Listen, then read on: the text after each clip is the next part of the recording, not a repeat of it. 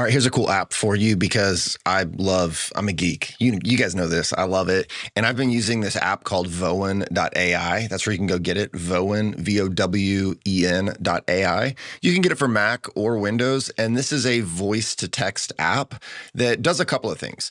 One is it puts a local large language model. So it's an AI model that lives on your computer and it lets you do voice to text. So I can hold down a key and I can speak, and then it kind of cleans it all up and formats it so that I don't have to type.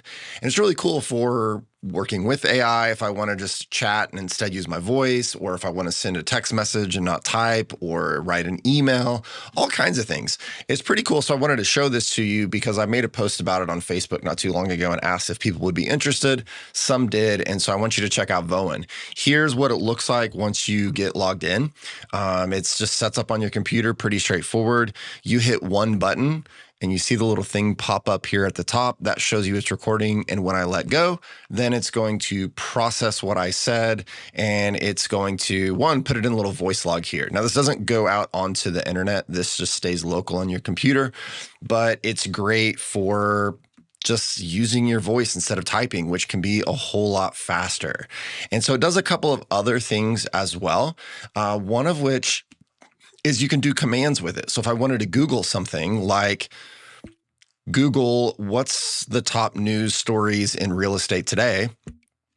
It's then going to open up my web browser and Google whatever I just asked it, which is kind of cool. Then I can just on the fly, no matter what app I'm using, it'll pop up in my web browser and it's going to go search for, in this case, news stories in real estate, which is pretty sweet. But it does something else too, which is pretty cool, is that it'll transcribe videos.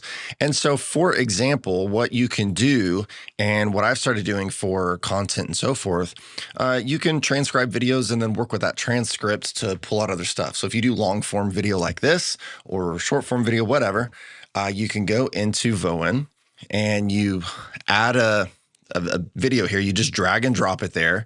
And I already did that. It only takes a minute or so, and it's going to give you a full transcript. This is an hour-long video, and it transcribed it in like a minute. Kind of crazy. And then you can download the file, which is cool. So I'm going to download it here. And then I'm going to pop over here to Claude, because why not? I'm going to drop it in there, and then I'm going to tell Claude what it is. This is how you can see that it kind of works. So I'll use Vowen to talk to Claude, and I'm going to say, Claude, in our Pro Access membership, once or twice a month, we do these office hours where we have a lot of great discussion about real estate issues. Attached is a transcript of one of those meetings. I want you to review the transcript and pull out the 3 or 4 best things that we talked about that could turn into a series of social media posts like Reels or Facebook posts to help educate people that follow us on social media. So now it's processing it. Look, it dropped it right on in there, formatted and everything, capitalized everything.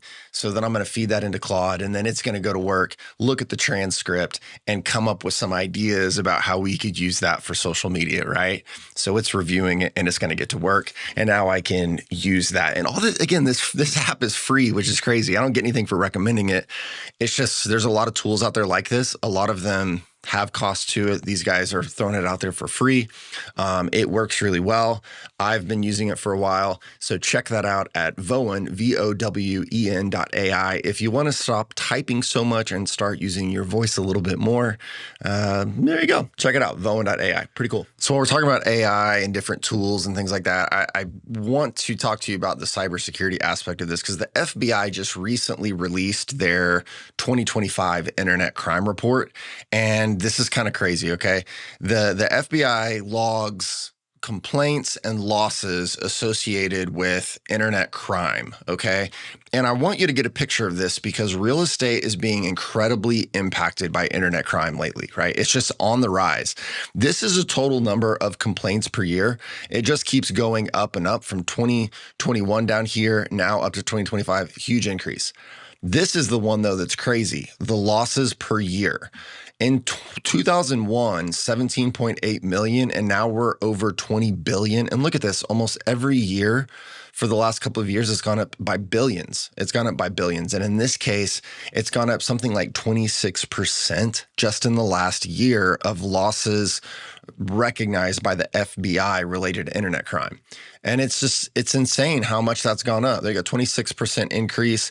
It affects all different age groups. This is not unique to people who are old or young or otherwise. Everybody's getting hit with it. And as you can see, this is the number of just complaints related to real estate. Where is it? There you go. Over 12,000 complaints related to real estate. And so what do we do with this information? I mean, the point is that internet crime isn't going anywhere. It's getting worse. And so I want you to take action on this. One, obviously, I think it's become industry standard that we don't email wiring instructions, that us as real estate professionals and agents are not involved in the wire transfer process, that we need to stay out of that, because there was a case in Kansas where a broker and an agent, they had their email compromised. They ended up being held responsible for almost $200,000 of money that was lost due to a wire fraud incident. And so I want to make sure you avoid that. So stay out of the wire fraud stuff, or the wire transfer. We don't send wiring instructions. We know that. But also get a password keeper and start using complex passwords. If you're using the same password for everything, you're making a huge mistake, because if somebody gets access to one of your passwords, that means they have access to everything. And I promise you, you have passwords that have been compromised out there that are floating around on the darknet, 100%.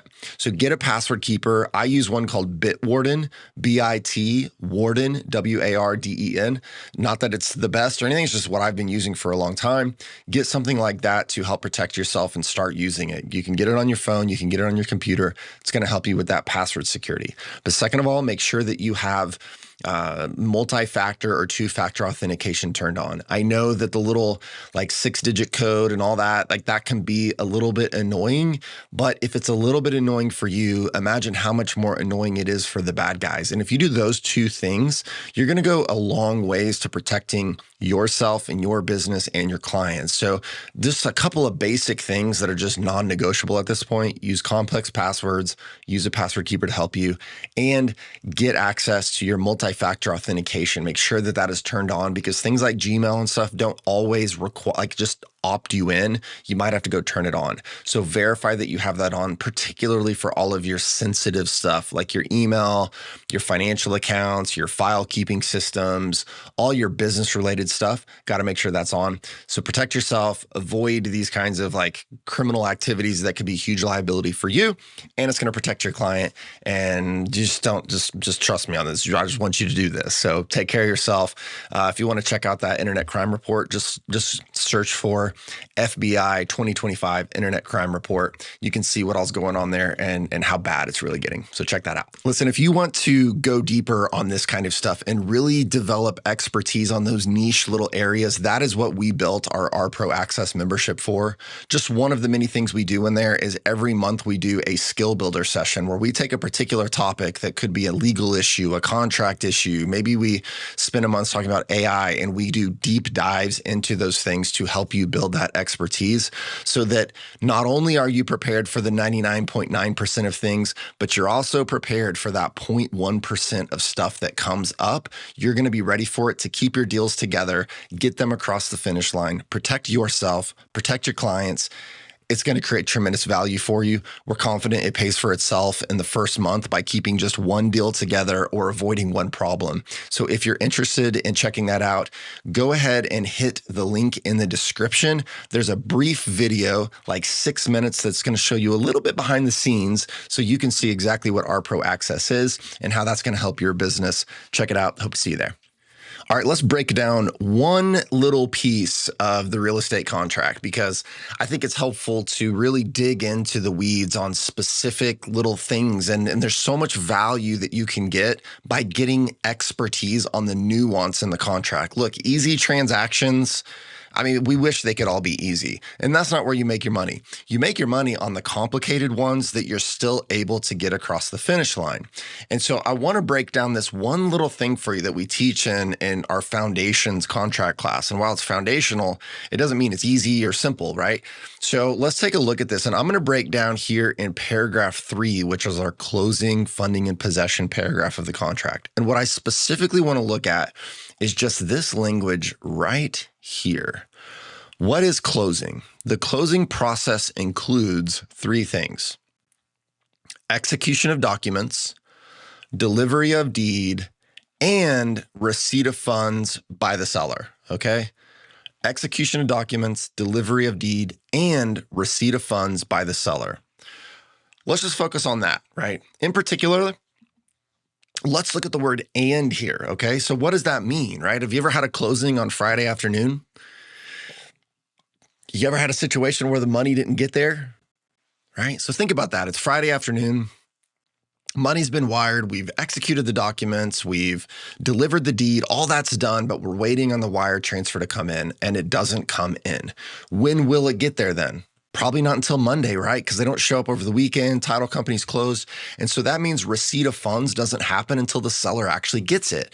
And in this case, does that mean we have closed? Right? I think the answer is no, because it says closing process is all 3 of those things. It's and receipt of funds. And so I want you to think through this scenario and like what could go wrong, right? Let's say money doesn't get there on Friday. And so now we're going to have to wait until Monday. 2 things to think about.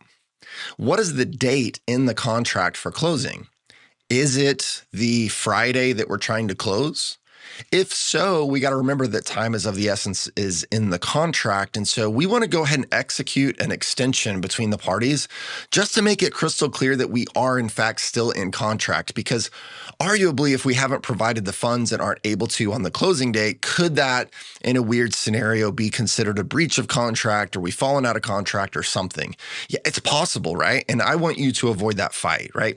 99% of the time, 99.9% of the time, that won't be an issue, but I want you to be prepared for that 0.1% where somebody does want to make an issue out of it or it becomes something weird. So don't let that happen. Let's go ahead and execute an extension. Let's get the parties together on that. Shouldn't be a difficult thing in most cases. So let's go ahead and do that so we can make sure it's clear and everybody's on the same page. We're still in contract.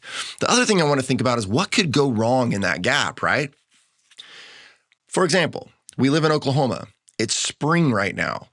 We have severe weather that comes through all the time. And so if we said closing was supposed to be on Friday, it's actually not fully closed until Monday because we don't have receipt of funds by the seller. What happens if a hailstorm comes through over the weekend, or a fire happens, or a tornado comes through, something catastrophic, right? Whose problem is it? Well, it's going to be the sellers, right? Because don't forget in paragraph 8, we've got our risk of loss provision that says up until closing, the closing process is complete, risk of loss is on the seller. And so the seller is going to be responsible for anything that happens over the weekend. And they want to be careful that they haven't done something like canceled their homeowner's insurance for Friday, and then that property's sitting there over the weekend, arguably without any homeowner's insurance or something weird like that, right? So that's where you can know that that one little word "and" talking about the closing process is execution of documents, delivery of the deed, and receipt of funds by the seller. And make sure that you handle that correctly so that we can keep this thing together over the weekend. We can make sure the property's protected. We can make sure the parties are protected. That's where you can create tremendous value. So I hope that helps breaking down this one little piece of one little sentence in the real estate contract to help you level up your expertise a little bit.